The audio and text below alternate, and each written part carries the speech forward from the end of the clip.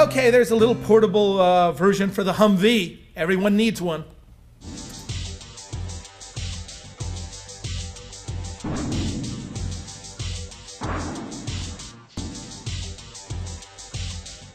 And this, dating back to 1996, this is the Joint Mobile Tactical High Energy Laser, which is integrated with the U.S. and Israeli military, dating back to February of 1996 tests as well. That was designed to take down short-range rockets. So we know this is officially what's going on. Again, in April 1996, the U.S. agreed to accelerate high-energy laser development.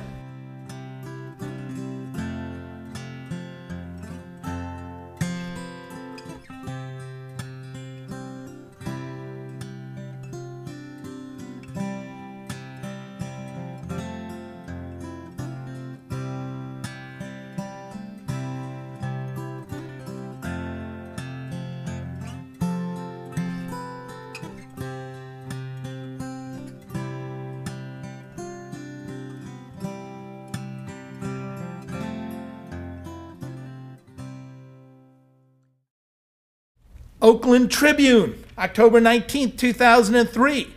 After sinking 40 years and billions of dollars into beam weapons, defense scientists are on the cusp of what could be a military revolution, warfare at the speed of light. Note, right after 9/11, a year or two after, and in some cases a couple months after, you'll see all of these articles about these new revolutionary weapon system. So obviously this means that there were none of these things in place.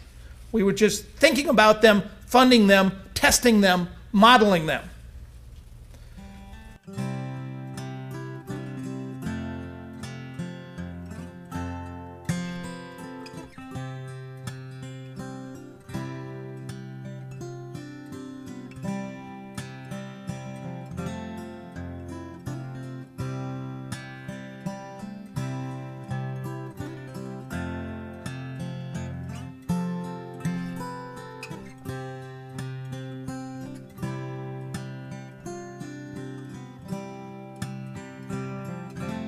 Note down here, armed with a beam weapon that is near instantaneous, gravity-free, and truly surgical, focusing in such hair-splitting accuracy.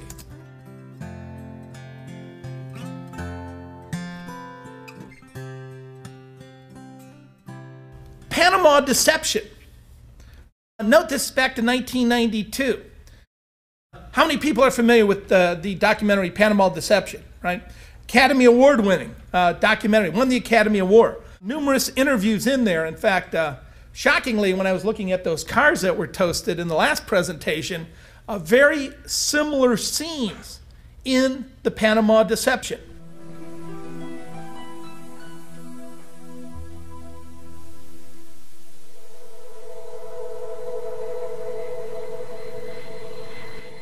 It went on to suggest that chemical weapons and even lasers were used in the invasion. Numerous eyewitness reports that lasers were in fact used during the Panama Deception.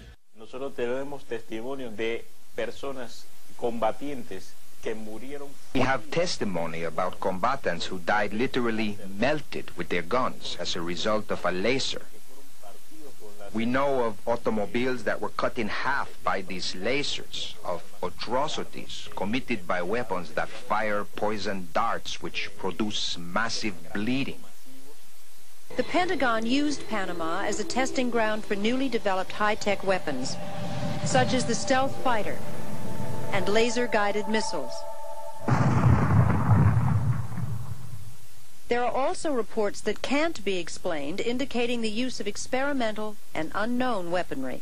Some of them wounded, and there are cases that we know, for example, the case of Manuel Carro, the case of Alexander Hubbard, and some others whose bodies were totally destroyed.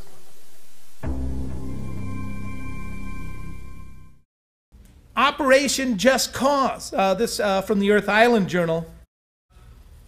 Exotic laser weapons that melted human bodies and sliced metal car frames in two. And again, this is from 1989. I wonder if they have made any advances since then. Since we would never break these laws, I think they probably stopped right there after slicing these cars in half and melting human bodies because they knew it was wrong. What next? You're going to tell me U.S. was involved, or the CIA, in the death of the person before Yoryevrah, and Yoryevrah was on our payroll, and they were laundering drug money? No, I wouldn't suggest that. I'll leave that up to the official documents. Bertrand Gross, back in the 1980s, wrote the book Friendly Fascism, The New Face of Power in America. Sort of fascism with a smiley face. Kind of makes you yearn for the smiley face.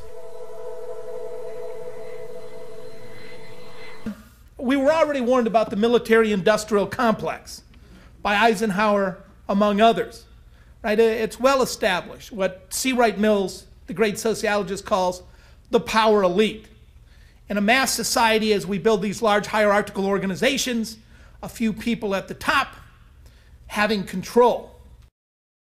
When I looked it up using Jane's as the great military index, the three largest budgets in the world were U.S. military budget, Russian military budget at $66 billion, U.S. spy, oh I forgot we don't spy, U.S. gathering of access budget at $43 billion. And that's known budgets. Now it's somewhere in the $44 billion to $48 billion range. And finally, right, the prison industrial complex, which explodes from the 1970s, right? Let's go back to William Randolph Hearst, great admirer of Mussolini. I mean, you need a good war against marijuana because you got to have the police doing something, preferably in an endless war. And you now have this massive prison industrial complex. You have this massive military industrial complex. You have this massive security industrial complex, which makes us all want to say the F word. Fascism. That's what it is. And I'm not making any assumptions on what happened at the World Trade Center. All I'm saying is we know from the public record there were high-tech secret weapons systems, incredibly advanced. In fact, I had the privilege of being the only alternative journalism, thanks to Helen Kellicott, that got into a little gathering of journalists. And you know how you think, well, the journalists are in on it? They are in on it. At the end of the day, when we, first of all, we had gourmet chefs, and we could get any gourmet meal we wanted. And you're assigned a military guy and a scientist, and they call you by your first name. I remember, General Horner calling me Bobby. I'm thinking, whoa, I am in the in crowd now. You know Chucky? He was there. In fact, I got a quote from him right here. I'm about to read you. And at the end of the day, they make fun of each other. And, you hear tales from, people from Fox and CNN, how Rumsfeld's misunderstood. And you really ought to get to know him, Bobby. Let me leave you with this quote here that Horner gave in May of 2005 at this little gathering. He said that current technology is indeed imperfect. He posed this question.